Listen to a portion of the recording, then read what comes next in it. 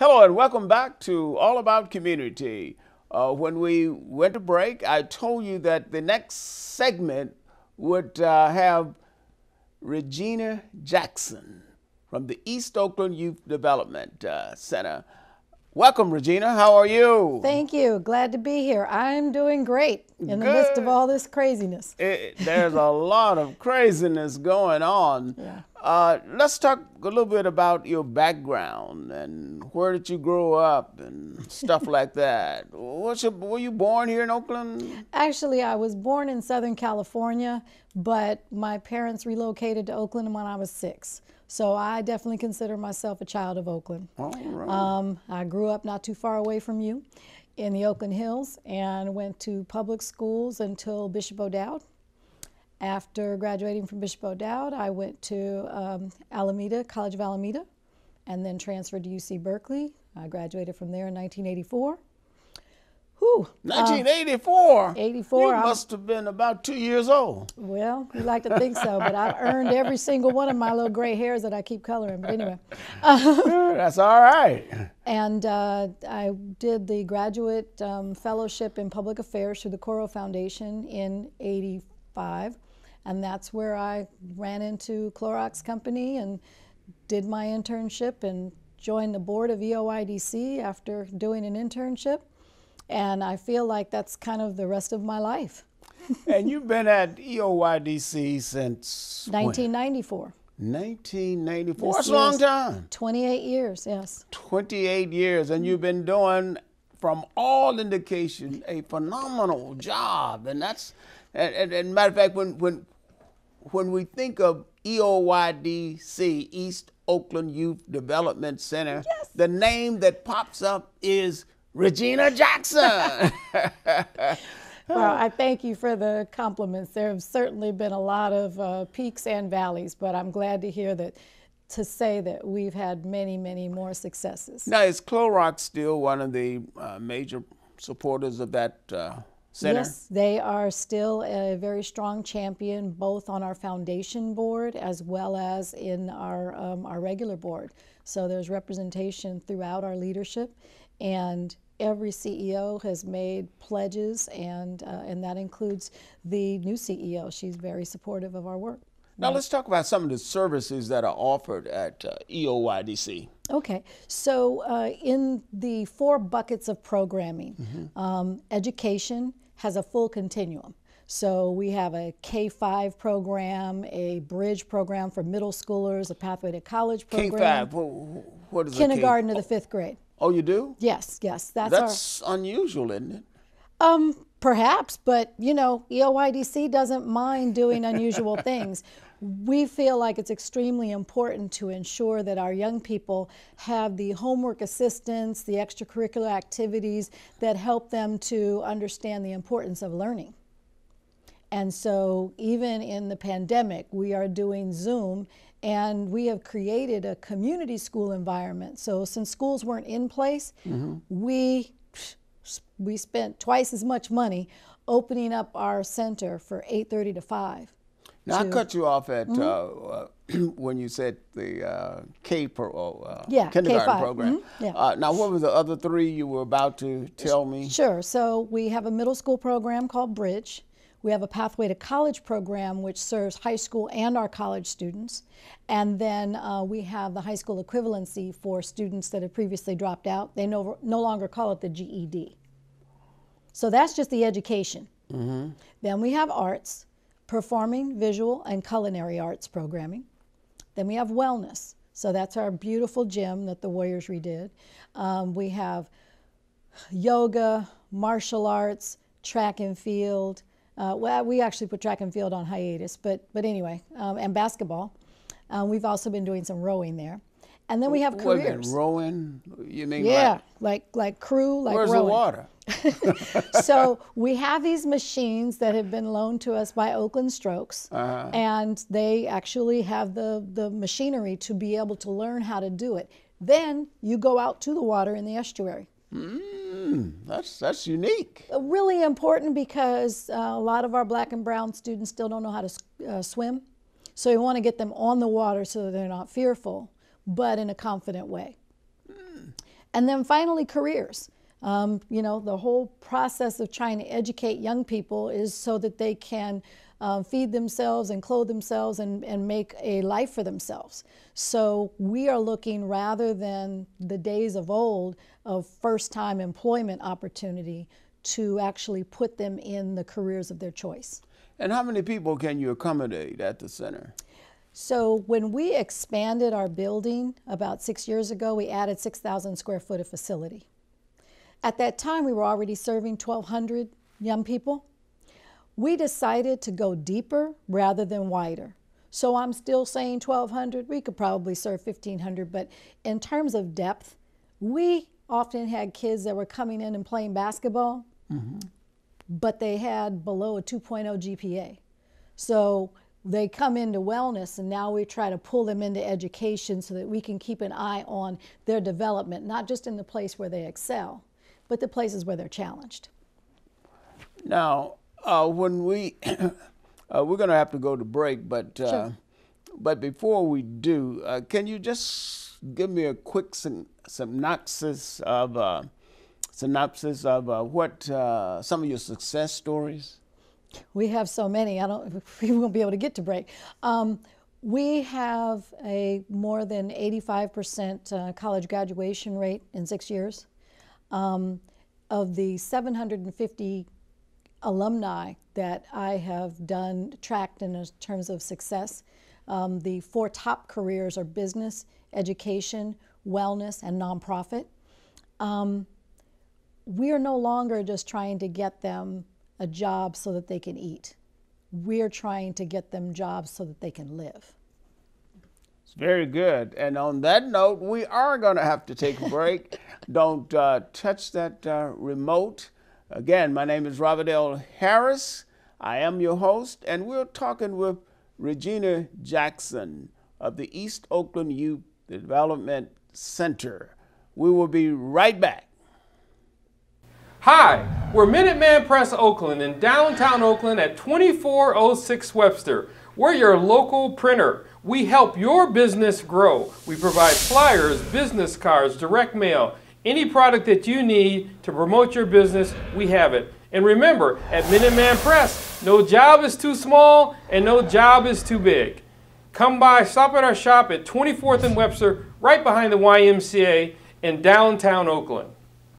Hello and welcome back to All About Community. Again, my name is Robert L. Harris and I am your host. When we went to break, we were talking with Regina Jackson of the East Oakland Youth Development Center, EOYDC.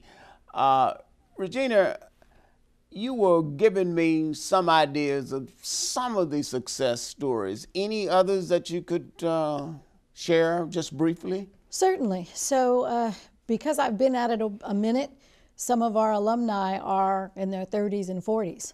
Really? So most recently, Erin Dangerfield was honored by the San Francisco Business Times as a 40 under 40. She is the vice president at the Warriors organization. She's also vice president on our board of directors. Wow. We have another young lady who is a PhD at Lawrence Livermore Lab, PhD in nuclear physics. Her name is Dr. Candace Harris. She also just joined our board. Wow. You see a connection here, right? Yeah. I keep bringing them back. And you should. That's correct. We have, not everybody gets PhDs, but you see there's a theme, and I could talk about several others. Delvin Butler, who just got his PhD in education, he's a teacher. Dr. Laniqua Howard, who got her PhD in social work. First black ever at University of Madison, Wisconsin, top 5 school. Well, I've been to university. There you go. But we have a host of teachers, plumbers, lawyers, doctors, nurses, every pipeline you can imagine. And what do you attribute that success to? We worked the hell out of them, excuse my French. 27 years ago, I created a summer youth leadership program where we put young people in charge.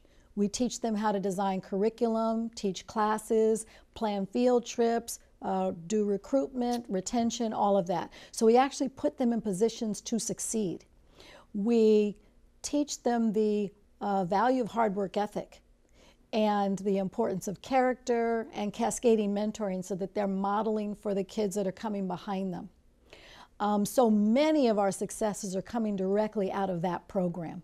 But year-round, we have young people involved in every program. So in the After School Leadership Academy, where we talked about K-5, those tutors are high school and college students. They are responsible for empowering and encouraging and exciting them. So you teach them, in essence, that failure is not an option. Not an option, not at all. Now let's talk about you. At what point did you become politically inclined? And I know you're politically inclined because you're involved in a lot of stuff that's political. Tell us about that. At what point? It probably happened in concert with taking the leadership helm at EOYDC. The capacity of caring for young people is political. The disenfranchisement of Black and brown people who are our primary audience is political. Now, honestly, I have really tried to avoid politics as a thing, but you have to stand up and speak to the things that are wrong. People living in food deserts are wrong. We're creating, cooking classes to feed them and to teach them and all that, but these are injustices that we live in, but we have to move past. So while I've never had a desire for like elected official capacity, I realize that my interest in the broader public health spectrum and the broader social justice spectrum is part of who I am and who I have become as a leader in my community. And if someone wanted to donate to, and I hope that everybody does, to the East Oakland Youth Development Center, what would they do? So they could either call us at 510-569-8088. They could go on our website, which is EOYDC.org, and there's a Donate Now button. They could email me at Regina@EOYDC.org and let me know what it is that they want to do. We try to make it easy. We want people to donate. And let me assure you that I will be making my donation this year. And as I do, I think just about every year. But this year I'm going to do a little bit more. I'm going to donate a little bit more because the work that you do and your description of all these people who have succeeded just motivates me personally because I believe in success. Now, let's talk a moment about the police commission. How did you get involved with the police commission? You don't even look like a cop. Oh boy. Okay, so how did I get involved? Before we actually had the police commission, I was watching my partner in crime, Dr. Joe Marshall, who runs the Alive and Free now, formerly Omega Boys Club.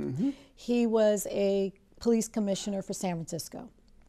And, I remember. Yeah, and we were talking about how the preponderance of young people who get involved in the criminal justice system oftentimes without having done anything wrong. And so as I began to think about it, I asked the mayor, are we going to have a police commission? I think we need one because my training, I think, lends itself to policy creation and training that could be of benefit to the police department. But what we know is that you can't change the rules from the outside. So as it happened, for 2 years, I was told no plans for a commission. And of course, then I think right on the heels of the Celeste Guap scandal, the ballot measure was put on in 2016. And I went back after it was put on and said, Mayor, I would like to be appointed by you. And they sent me the paperwork and I did that and voila. And we know that you were very persuasive. We're going to have to take a break. Don't touch that remote. We will be right back with All About Community. Again, my name is Robert L. Harris, and I'm speaking with Regina Jackson, who happens to be the chair of the Oakland Police Commission. We will be right back. Hi, we're Minuteman Press Oakland in downtown Oakland at 2406 Webster. We're your local printer. We help your business grow. We provide flyers, business cards, direct mail, any product that you need to promote your business, we have it. And remember, at Minuteman Press, no job is too small and no job is too big. Come by, stop at our shop at 24th and Webster, right behind the YMCA in downtown. Hello and welcome back to All About Community. Again, my name is Robert L. Harris and I am your host. When we went to break, we were speaking with Regina Jackson, who is not only the chair of the Police Commission, but also the executive director and president of the, I believe it's president, they call it, of the East Oakland Youth Development Center.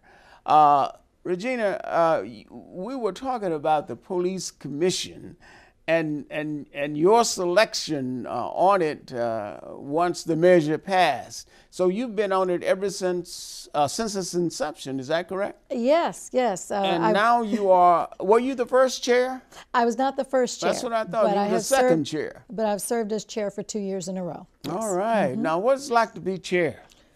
Got to take a deep breath on that one. So I signed up for 4 years for the general. And chair has been particularly challenging. As you probably know, we were personas non gratis when we first started. We didn't get a lot of support from any of the systems. And so the first year was the hardest. We began to make some changes. We had to terminate some folks and then bring on some new folks.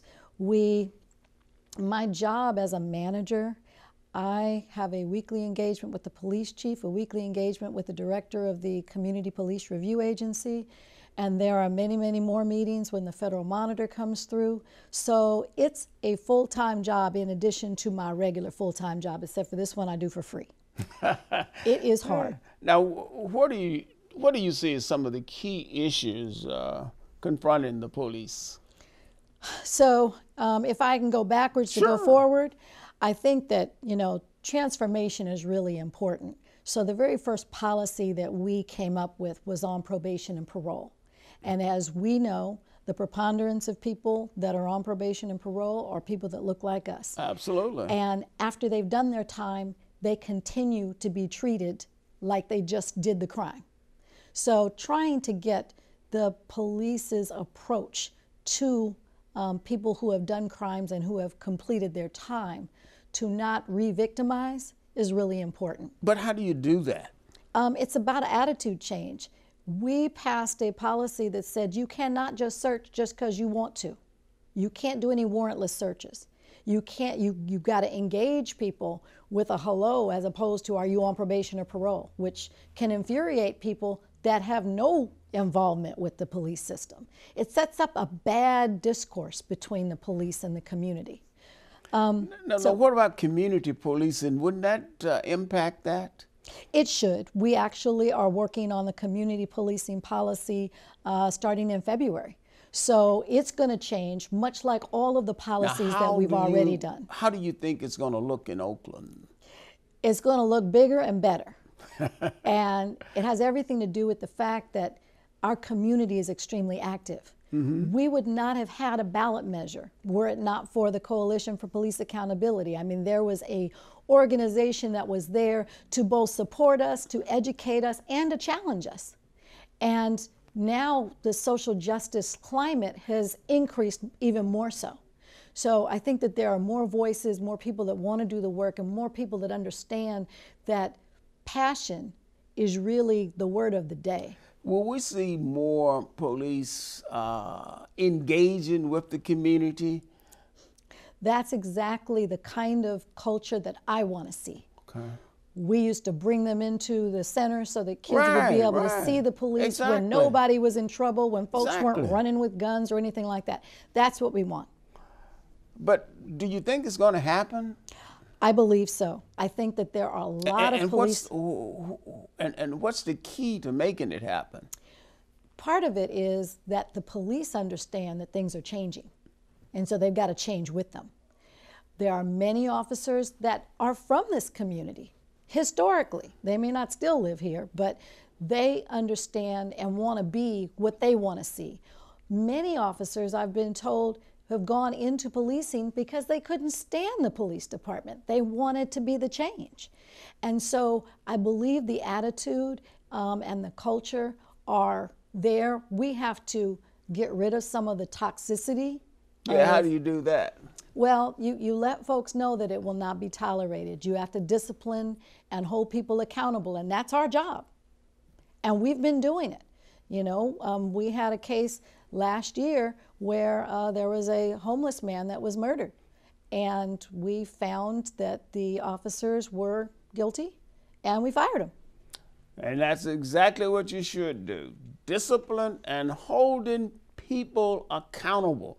Those are key elements to good policing. Yes. We should not have to tolerate people who have attitudes, who don't care about the community in which they operate. We're going to have to go to a break. Again, my name is Robert L. Harris. I am your host, and we're speaking with Regina Jackson, who is chair of the Oakland Police Commission. That makes me just feel good to say that. Don't touch that dial. Don't touch that remote. Put it down. We'll be right back. Wireless Plus, your easy access phone provider, wants you to have a free phone, free accessories with free services. How would you like unlimited calls, unlimited texts with free internet? Let us show you how you can get free government-approved programs. Come to our TV at 7801 Edgewater Drive in Oakland, near the Oakland Airport, for your free phone and unlimited services. Call the number on the screen today and let us show you how to gain easy access and communicate for free with Wireless. Hi, I'm Kathy Adams, president of the Oakland African American Chamber of Commerce. African American-owned businesses in Oakland, California, collectively are an essential pillar of the overall business community, providing jobs and vital resources in a variety of consumer and professional services. OAACC is committed to our members who keep our city going with business tax revenue and household income they provide to families. The impact of COVID-19 health pandemic has created a vulnerable environment that has drastically affected many of our businesses. Therefore, OAACC Foundation created the COVID-19 Resiliency Relief Program to provide grants for our Black-owned businesses that are unable to qualify for federal funds. We are committed to raising $1 million to provide the funding of these grants. Visit oaacc.org. Donate now. Please do not let our Black-owned businesses close. Thank you. Hello and welcome back to All About Community. When we went to break, we were talking about, again, the Police Commission, and I do have a question. I understand that a recommendation has been submitted to the mayor for the selection of a new chief of police. Could you talk about a little bit about that? Is that Certainly. If it's not confidential now? Oh, I don't want to no. get you in trouble. No, we're trying. Thank you. I appreciate that, but no, we're good. So there was an ad hoc that I put together of myself and two other commissioners. Mm-hmm. 3 commissioners. One that has since rolled off. But anyway, we went through a very in-depth process. We identified 4 nominees or 4 candidates. We actually did a full community forum and asked some tough questions so that people listening in could hear. And then on January 7th, we turned those names over to the mayor. And as I understand it, she is doing interviews like as we speak. And those 4 candidates, do you recall who they are? Yes. So there are 2 internal, Deputy Chief LaRon Armstrong and Deputy Chief Drennan Lindsay. They are inside Oakland Police Department. And then there are 2 external, Commander Jason Landau and Chief Abdul, That's okay. Pridgen, excuse me, Abdul Pridgen. No, where are they from? So those the external people. Sure. So Commander Jason Landau is from Philadelphia. And I get this wrong. I don't know if it's Philadelphia or Pittsburgh. but anyway. Okay, but from out of he's from out of state. Correct. Okay. And then Chief Pridgeon is in Seaside by way of Houston. So they're all four outstanding candidates. I feel like the mayor can't go wrong no matter who she chooses, which is very exciting. There's 3 men and 1 woman, 3 blacks and 1 white. Now we've had an uptick, real uptick in homicides since January. Something like 12. What's going on there? Well, honestly, I believe that it is continual around this pandemic. I think that there are more guns available, there's more anxiety, there's more distress, and quite frankly, when it seems like nobody's minding the store, i.e. a lot of city services not happening, that criminal element, you know, gets bigger and grows stronger. So that's what I think it is. And finally, what will be your expectations of the new police chief? We designed a job description that basically said we wanted somebody who could walk on water.